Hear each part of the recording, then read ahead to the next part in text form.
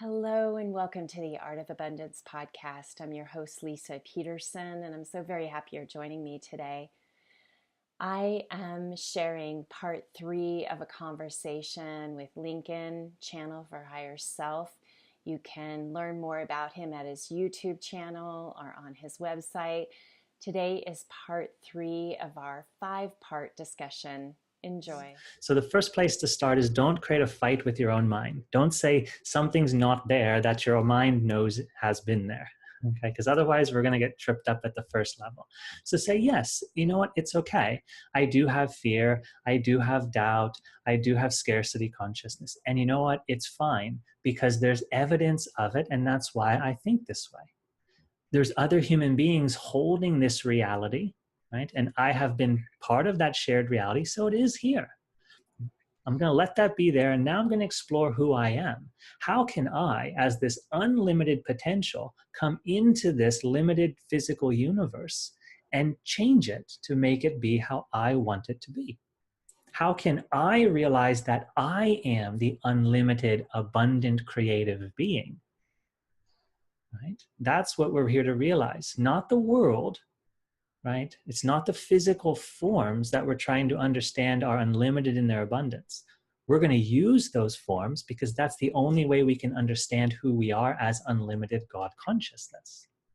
Right? So abundance is actually an exploration of God's creative power, that unlimited power that we have also been given within ourselves in a smaller way, because we're still awakening into who we really are as this oneness with God consciousness.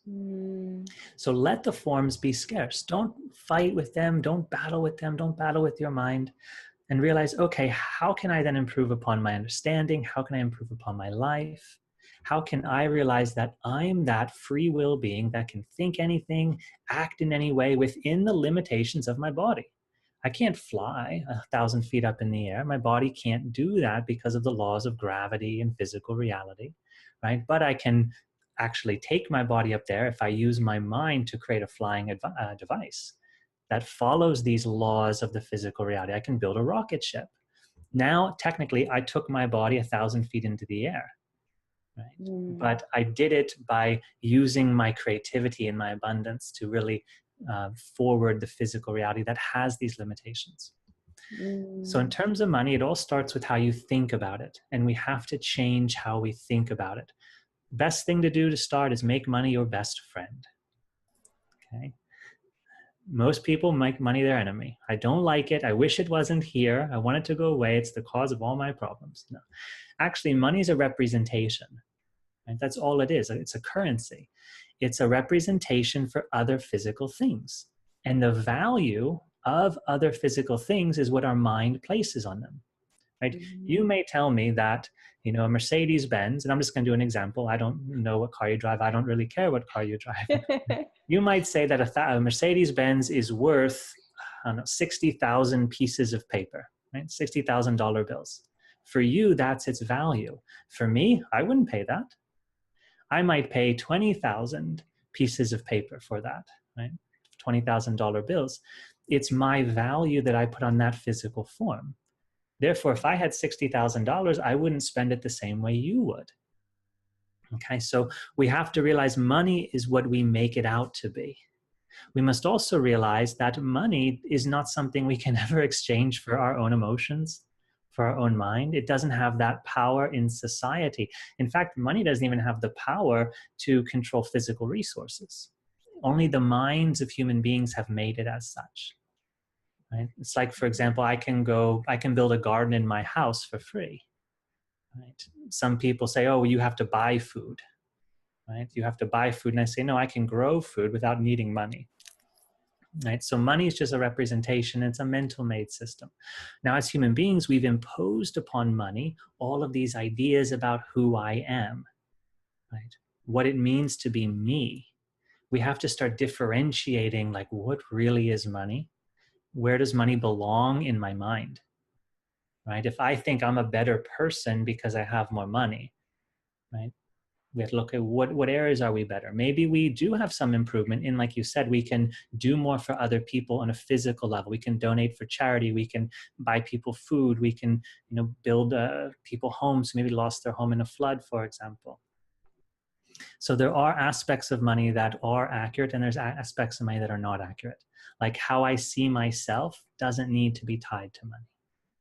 Right? Knowing that I am a powerful creator, maybe I see other parts of my life that I already understand how they work, and I can already be powerful creators in them. Like you can see that you're a powerful creative being because you see you're effective in other parts of your life that may not be money centered. Maybe you're a good listener. That's an aspect of power. You have the ability to focus your mind and connect with someone to really listen to them. Maybe you have a creative gift. Well, you're empowered in that part of life, in those forms of life. So we can start to build self-confidence or build an understanding of abundance by looking at, what am I already good at? Okay, where can I see that I'm a good person?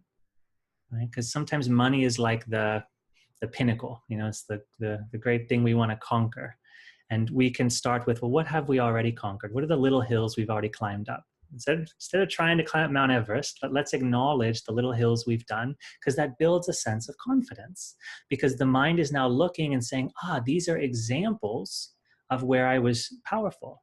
These are real ways that I've seen myself empowered. So we don't just do that to feel good and stop there. We do that to try to prepare ourselves to take on our next great challenges.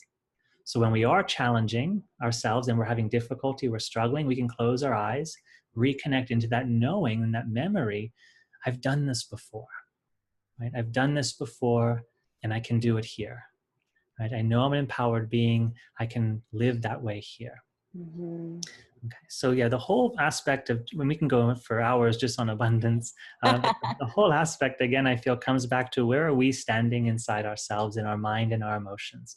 Because that's the place from which we're creating. So we can use tools, techniques, right? Remember things of where you have been empowered. Use affirmations, use visualizations, right? We can do all these things. We have to examine the ideas we have put upon different forms like money. Break them down. Use your logic. That's what it's there for. Start to disconnect some of the illogical associations we've made with money, right? Where we've tied our emotions about our self-image, our beauty, or maybe our friend's worth, or anything, the freedom we feel. Sometimes people don't feel they can do what they want to do in their life because they don't have money. Right? And I love this story. There's one great story of how Craigslist got very popular. It was one of the first articles for Craigslist. And for anyone who doesn't know, Craigslist is an online newspaper of classified ads where people trade things or sell things. And this one man started with, it was like a $5 object he had, and he didn't want it anymore. And he put it on Craigslist and wrote interesting trades accepted. And he traded for something else. And somebody had something they didn't want. And they took what he had and he took what they had. And he made 30 trades. And by the end of it, he had a car. And it didn't cost him any money to do so. And he went from an old pair of sunglasses to a used car that he actually wanted and found value in. Right? Wow. So a person can get what they want. It doesn't have to come through money. A person can do what they want to do. They don't need permission for money. We tie so much to money because money is so versatile in our lives. We can use it to get so many things. But we should also realize that I don't have to tie myself to money. I don't have to tie the way I think to money. Money shouldn't define me, because after all, money is just a system that we define. Right? We put the value on things. It's like the Mercedes-Benz example. Money means something to you. It means something different to everybody else. How do you want to define money in your life? Right? And we can take this same thing and apply it to any form. How do you want your marriage to be? How do you want your body's health to be? Maybe you've always wanted to be a dancer and you're too shy to move your body, right? So how do you move through that experience to allow yourself to feel the freedom in your body to just physically move? Right? Mm-hmm. It can be mental things, emotional things. We can transform anything in our lives. That's what we're here to do. So you can make money your teacher and your lesson and your teaching and your dance partner and everything else you want it to be, your best friend. And as you learn the understanding that you are a creator and you learn how to create through yourself, you can apply it to anything else you do in your life, because money is just a form like anything else is. Now, there's one more thing that I thought of a while back that I'd like to share just about this whole process. And it's another place people get caught up, is they don't really know what they want. And how can you know where you want to go? Or how can you know how to get somewhere until you know where you want to go? So people sometimes feel confused about what to do because they haven't really thought about where do they want to go? What's important for them?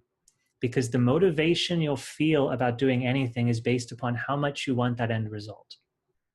And if you want something really bad, you're going to do all the work you can for it. Some people work so hard, but they don't work well because they haven't stopped trying to do it and looked at here and there, right? Now and the future, and tried to understand the steps that connect. Right? And the best thing to do is learn from someone who's already done it. Right? You want to have a fortune of finances, start learning about how those people do it, how they think, because thinking is a part of this process connecting you to that reality. You have to think in a way that allows you to sustain, to create and sustain that reality, right? Some people, there's always examples. Our world's great with examples. There's people who get a lot of money and then they lose it. And then they get a lot of money again, they lose it. I remember reading somewhere like a man like 8 times made like $1 million, and every time he lost it, until he actually learned he has to learn how to keep it. He has to change his understanding, change his actions to sustain that reality. He knew he was a creator. He knew he could do it. He had the drive, but when he had it, he didn't know how to keep it because he thought differently. He acted differently. There were different ideas in his mind. Right? So we should study people who've already done it. That's how I learned how to meditate. That's really how we learn almost anything, because we have thousands of years of human history building upon each other.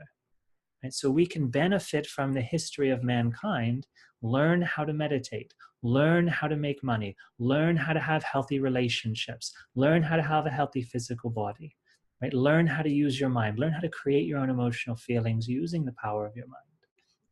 We can learn from each other how to be creators, right? Because we are one. We're a human species understanding the forms of this world. We don't have to feel like we're struggling alone. The internet's a great resource. I mean, we have to wade through, all the confusion of social media and these false teachings and people just saying things. And, I always like to go to like older things back before the internet when a book was published because it was respected, right? A lot of people knew the information and it became popular enough that people wanted to hold on to it for hundreds of years or decades of time. Right? So there's a reputation that was built, which is why the book still exists today in many cases. The internet, we don't know who's saying what. Right? We often hear information and later on learn it wasn't true. So we have to be a little more discerning and realize in social media, there's no oversight. Like everyone has a voice and sometimes those voices may not be accurate. Sometimes the new understandings are great, right? But we always have to try to, fact check and compare it to our reality. Does this line up with my own experience? And do I want this knowledge in my life also? And there's like this shiny object syndrome in this world that we live in. And people are very good at creating catchy, attention grabbing things. And then there are those of us who have reached a place where it doesn't mean that we know everything, but it means that we're at some level confident enough to share what's coming up with us, but we have no desire for it to be flashy or deceptive or, look at me, or whatever it is. Like, I see it and I don't want to be it. Sure. But it may take, my experience says it takes time, to build that trust from this level of being. Because it isn't that, like people come to my work and I laugh because they hear something or they feel something and then they'll download like all my freebies and then they'll write a little note to me and they'll say, this really speaks to me. And, it warms my heart because I'm like, okay, somebody understands what's coming. But I guess I'm asking this question because it can be a challenging path because we're not on one level very seductive, to that popular thing that's going on. Yeah, Does that make I sense? totally understand. I call it marketing. A shiny object, sure. Yeah, and I have an education in psychology, like a university education, and one of the fields that you could specialize in as a psychologist is like business psychology and learning how marketing and research works. So there's billions of dollars every year spent on understanding how to get people to buy what you're selling. And so it's huge. And we're seeing that filter down into everywhere in social media, even to the point of people taking those selfie photos. And like they're always on display. They're always trying to be that bright, shiny object, right? I don't think there's anything wrong with that. I think it's great that people now have confidence to show up. I think people are expressing themselves more because we live in a very oppressed world, right? And it comes for thousands of years of conditioning. Ask most people, or look even walking down the street, how many people are relaxed, right? Most people have like a fear of the people walking down the street next to them, right? You go into a grocery store, for example, and people aren't making eye contact, and like you walk past somebody and it's like, oh, sorry, like everyone's on edge, right? We're oppressed. We've been conditioned because there's been a lot of violence in this world. There's been different forms of slavery, right? In some cases, we're still slaves, even to the financial system, because we have to live under its rules. So we're not totally free. But we can awaken like anybody does in any system and change it for ourselves and change the system because we created these systems. Okay. Yeah. Okay, so the shiny objects. So first, I think the best place, like I just stated, was to be in non-resistance, right? There's nothing wrong with people who want to be in front of the camera. There's nothing wrong with the way human beings have learned the mind works in terms of marketing and research. Okay, let it be okay. You know what? It's fine the way it is. I'm not going to put that as a block in my path, because if I do that now, I'm going to have to remove that block sometime in the future, and it's going to take more time and energy. So the first thing we do is we say, you know what, it's okay. We allow, and that's actually the heart chakra quality. So there's a whole psychology of chakras, and that I've come to understand just through working with people. And we usually go through a progression of chakras in our own mind. It's how we process experiences. If we can be open and allowing, then we find our third chakra's power. Right? And that's our sense of being able to accomplish something, our sense of confidence, of being a success, of letting ourselves shine. Right? If we look at the world and we say, I don't like all those shiny objects out there, then we're going to start to reduce our shininess inside. Right? Who made the rule that you have to do it the way they do it? Look at my example, right? The videos that I've done, the way I've worked. I choose to do things very, very differently than others because that's the way that fits with my understanding. That's how I want this to be, right? I wear the same shirt in my videos, right? Why? Because I don't want people to focus on my clothes. This is just the shirt I had when I made the first video. It doesn't really mean anything great for me. The first one I actually bought in a store in Flagstaff, Arizona. Like the later ones I got in India when I went to India. But it's just a shirt. It was the white shirt that I had, except for like just a t-shirt. And I didn't want people to focus on that. And I always use a neutral background. Why? Because I don't want people to focus on the background. I don't want people to talk about that. I don't want people to talk about me. Right? I want people to just be there for the energy and the information. Right? So from the beginning, I've strategically, and most people probably never even heard me say this before. I don't think I ever have on video. I've strategically designed every part of what I do based upon this higher understanding to get the most effective results, based upon what I wanted to create. Right? People would look at my videos and they'd say, Lincoln, you're not flashy enough. Everything looks the same. I go down the YouTube list of videos and everyone is the same all the time.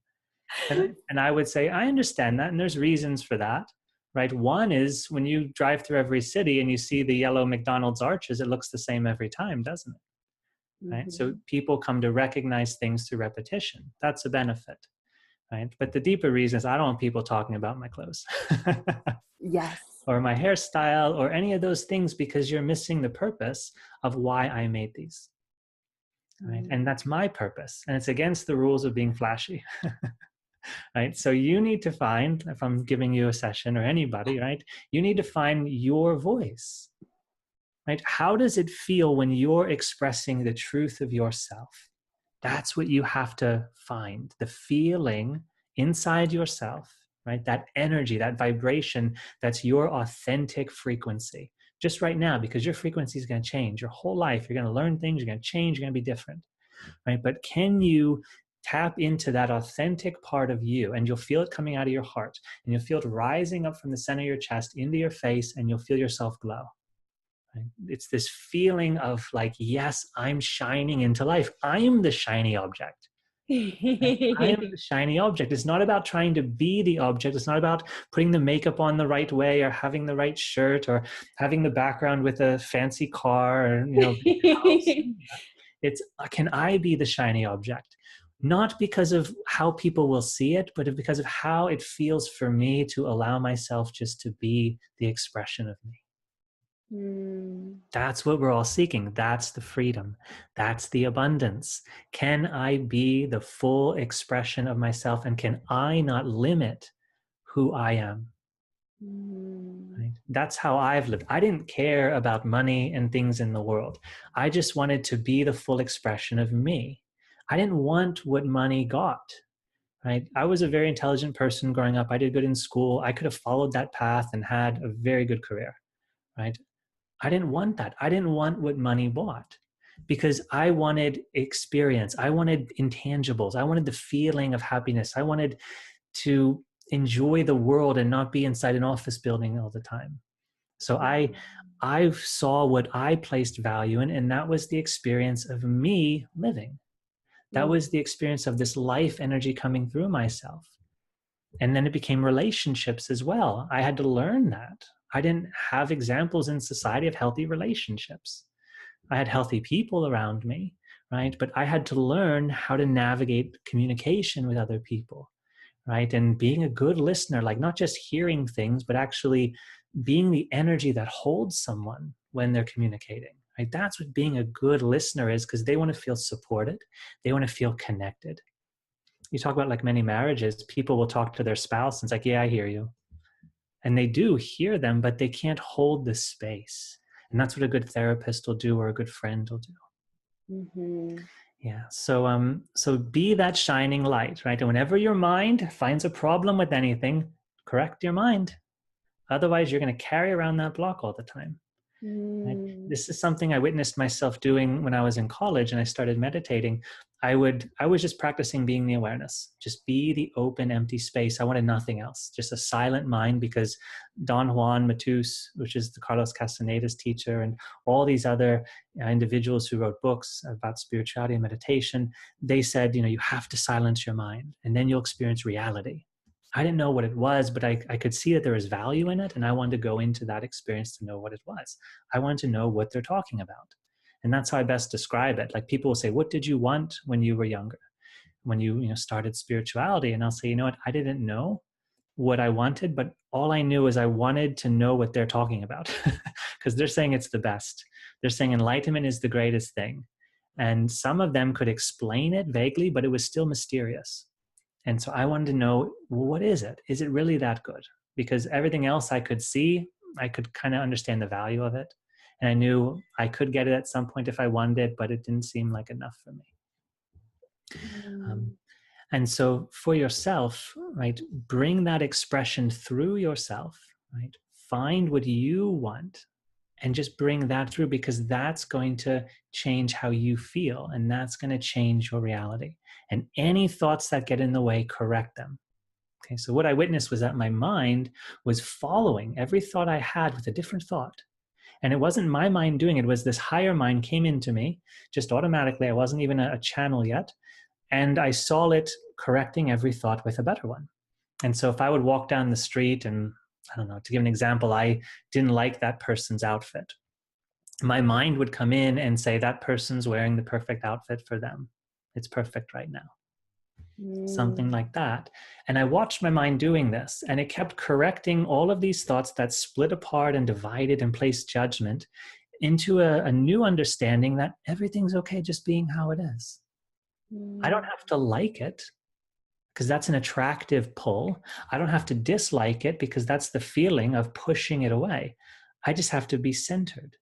I have to be centered and allow it to be. And what happened is my light, instead of reaching for things, which is the shiny object thing, right? I want this. I want to show up a certain way to get this. It's a pulling energy. We can feel that manipulation from certain salesmen or certain videos we watch. It's not that, right? It's actually just being as yourself and radiating yourself. And now your light, which usually feels small and limited, and sometimes it's even hard to feel inside your heart, now it starts to grow and it starts to radiate around your body. And now you're this giant orb of light like the sun shining. And that's what happened with me, is I became this shining energy of happiness just walking down the street, because I learned to let the world be what it is, to not place judgment, to not need to define everything. And then in that expansion, I started to awaken different abilities that we all have as human beings: intuition, psychic abilities, healing abilities, all these things, because they're not really special. They're just parts of ourself that we're learning how to become aware of first, and then consciously use. It's like you can think of an example of someone who's been injured in an accident and lost mobility of the lower part of their body. And then they go through physical therapy. And now they're learning how to feel their arms and their legs again. That's like someone learning how to understand like how their mind works, and like intuition or seeing things or visualization or memory. Actually getting your awareness into these parts of yourself first. Feel what your arm is like, and then let's lift your arm. Let's learn how to create with these powers of your mind. Same with the emotions and the chakras. I think it's a great disservice when we hold the belief that something is different than me, or someone is different than me. Someone has something I don't have or I can't have. Because right there, we've placed a wall. I started my journey realizing anything that any human being has, I can have. They may be further along. They may have more natural gifts. Like some person might be 6'5" and they can dunk a basketball. And I'm 6 foot and I have to really work hard to dunk a basketball, but I can do it. They have a natural advantage because of certain characteristics. Some people may have been born into a family and gotten a very good education, and so they can make $1 million quite easily.